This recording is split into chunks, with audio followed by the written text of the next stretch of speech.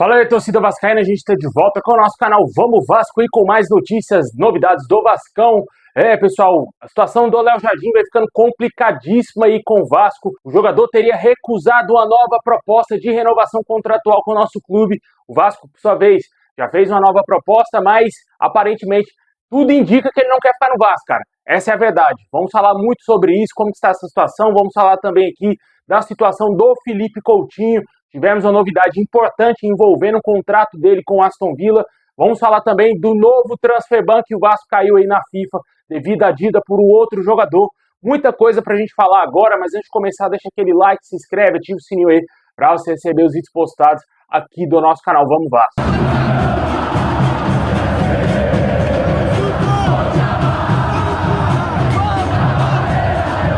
Bom, pessoal, ontem foi trazida uma notícia importante aí que o Vasco foi notificado pela FIFA mais uma vez devido aí a uma dívida com o News Old Boys pela compra do Juan Esforza. E com isso o Vasco entrou novamente no transfer ban, segundo o jornalista Lucas Pedrosa. O Vasco tem uma dívida pendente aí, cerca de 2 milhões e 600 mil dólares aí pela contratação do jogador que foi adquirido pela CSA7 Partners lá no ano passado. O Vasco alega que o montante devido está sujeito à recuperação judicial e a reforma de quitação será estabelecida a partir da aprovação do plano de pagamento no processo em curso. O clube que sofreu transfer ban em maio por uma dívida aí com o atacante Adson em relação à compra dele junto ao Nantes da França. No entanto, a FIFA reconheceu a soberania da lei brasileira e o Vasco conseguiu reverter essa situação devido aí à recuperação judicial. Essa mesma situação deverá acontecer com o Juan Esforza. Nos próximos dias pode ser que o Vasco se livre aí dessa situação e tudo vai para a recuperação judicial e o Vasco vai poder registrar jogadores normalmente. Fato é de que nessa janela de transferências, como deixou bem claro ontem na entrevista, o Carlos Amodeu falou que o Vasco não vai contratar jogadores nessa janela que se abriu nesses próximos 10 dias, né? Do dia 1º até o dia 10, o Vasco não vai contratar jogadores, e sim fará movimentos a partir do dia 21 de junho, segundo o próprio profissional. Ele deixou claro que o Vasco só vai fazer movimentos a partir da próxima janela de transferências, que vai se abrir no início de julho, né? Mas já pode negociar com os jogadores para que no início de julho o Vasco já comece a adquirir os seus novos atletas, né? Só que ele deixou bem claro também que o Vasco não vai trazer grandes reforços, né? Não serão jogadores da primeira prateleira que vão chegar ao Vasco, vão ser jogadores aí talvez medianos ou do mesmo nível dos que já estão no nosso elenco. Isso é um fator muito preocupante, né? Se você não viu o que disse o Carlos Amodeu, acompanhe aí um trechinho do que ele falou sobre reforços. O que o Diniz pediu, né, de fato, assim, em termos de contratações para o restante do ano? A gente já tem um trabalho conjunto que tem sido feito pela comissão técnica, com a gestão técnica, com a área de scouting, onde o perfil de atletas e as posições que a gente necessita já estão definidas. O trabalho tem sido realizado, está sendo mapeado todo o mercado para isso, né? Então nós já temos um outro diálogo, uma outra consulta sendo realizada, né? Para que a gente possa, no momento oportuno, aprofundar essas negociações e chegar, quem sabe, a conclusões positivas, reforçando o nosso elenco para a segunda parte da temporada. Agora, é importante dizer, a gente precisa ser transparente com o torcedor do Vasco, que o clube vive esse momento um processo de recuperação judicial. A gente já falou todas as circunstâncias que nos trouxeram até aqui, todos os eventos que aconteceram ali atrás, que fizeram com que a gente esteja nessa situação econômica bastante sensível, né? É importante dizer, todos os nossos compromissos correntes estão sendo pagos rigorosamente em dia, então nós estamos fortalecendo o clube, mas o clube hoje não tem uma capacidade de investimento de forma que a gente possa iludir o nosso torcedor de que nós faremos investimentos de grande montante nessa janela. Nós faremos reforços, sim, dentro da nossa capacidade, da responsabilidade que a gente tem dentro do orçamento, de cumprir o orçamento e honrar os compromissos que a gente assume, né, para reforçar o nosso elenco. Mas é fundamental a gente ter essa transparência. Por óbvio, o nosso torcedor não gosta de ouvir isso, o torcedor sempre gosta de ouvir que ele pode esperar grandes contratações, mas a gente precisa ter a responsabilidade de agir com honestidade com o nosso torcedor para não criar uma falsa ilusão que depois não vai se realizar e nós vamos ser cobrados e o torcedor vai ficar frustrado também.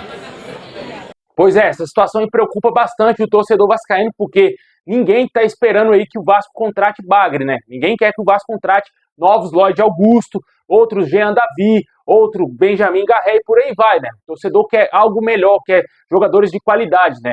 E não sabemos como que vai ficar essa situação, precisa reforçar com urgência a defesa, das defesas mais vazadas do futebol mundial, toma gol em todo jogo.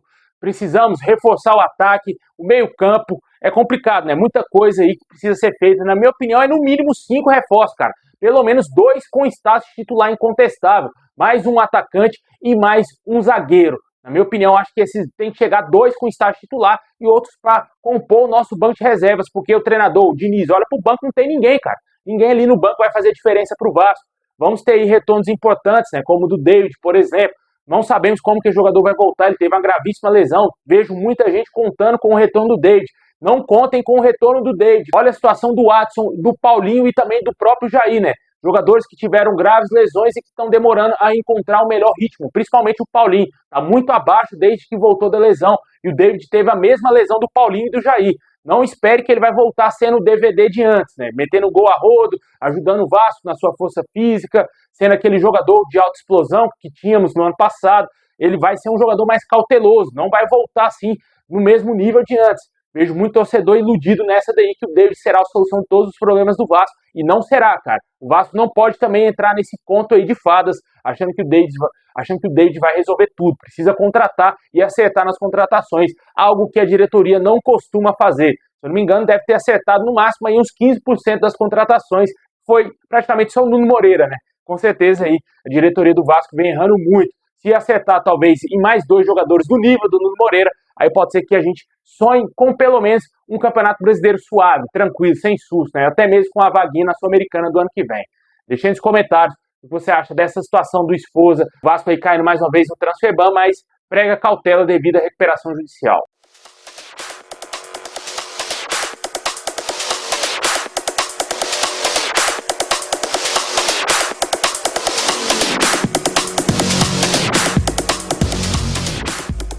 Bom, pessoal, a situação vem causando um certo constrangimento no torcedor vascaíno, que é a renovação do Léo Jardim. Mais uma vez, o seu staff e o jogador recusaram uma nova oferta de renovação de contrato feita pelo Vasco. E no fim da semana passada, eles inclusive enviaram uma contraproposta ao clube, que o Vasco ainda não respondeu. As negociações se arrastam desde dezembro do ano passado.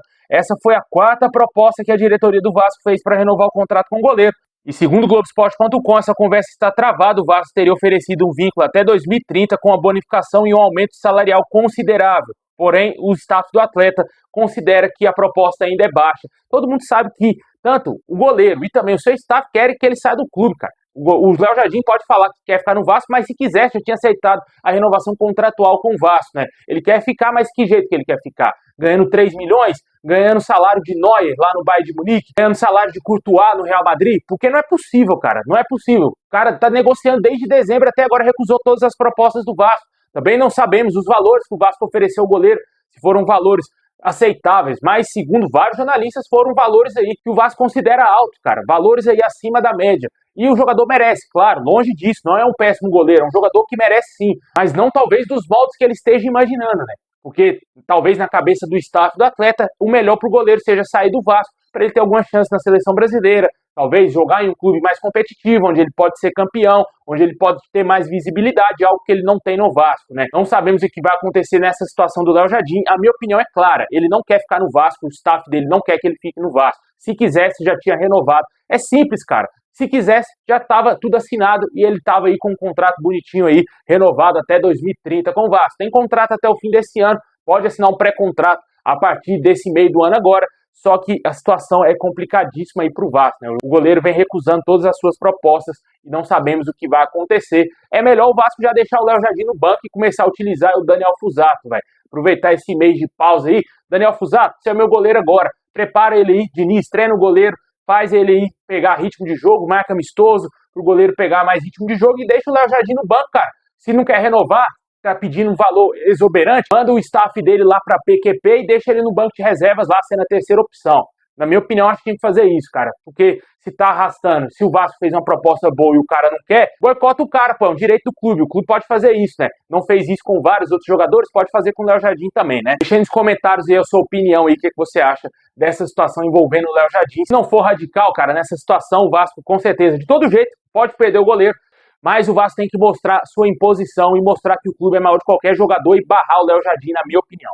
Bom, pessoal, e fechando o nosso vídeo, vamos falar aqui da situação do Felipe Coutinho, né? Ontem a gente trouxe informações que o Payet vai sair do Vasco, o Vasco tenta rescindir o contrato dele o mais rápido possível, foi confirmado isso pelo diretor do Vasco, o CEO do Vasco, Carlos Amodeu, e a situação do Coutinho é a seguinte: o Aston Villa está prestes a rescindir o contrato com o jogador e ele ficará livre no mercado. As informações vindo lá da Inglaterra confirmam que o Aston Villa vai liberar o jogador para ter um grande alívio financeiro e assim o jogador ficando livre para fechar com o Vasco. Ontem até mesmo o Amodeu falou que era uma situação mais entre Coutinho e Aston Villa que tinha que ser resolvido, nada a ver com o Vasco. O Vasco só estava aguardando essa situação e aparentemente o jogador deverá rescindir o seu contrato e ficará com um caminho livre para fechar em definitivo com o Vasco, né? Certamente é do interesse, lógico, do Vasco e do próprio jogador continuar vestindo a nossa camisa. Vamos aguardar os próximos dias aí, devemos ter um desfecho positivo quanto à permanência do Coutinho definitivo no Vasco, né? Deixem nos comentários o que você acha dessa rescisão contratual do Coutinho com Aston Villa,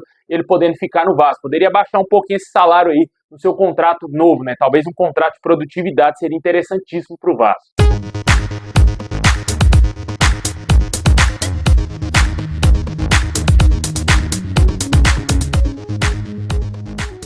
Bom, pessoal, esse é o vídeo de hoje. Valeu demais. Deixa aquele like, se inscreve, ativa o sininho. Tamo junto, forte abraço. É nóis.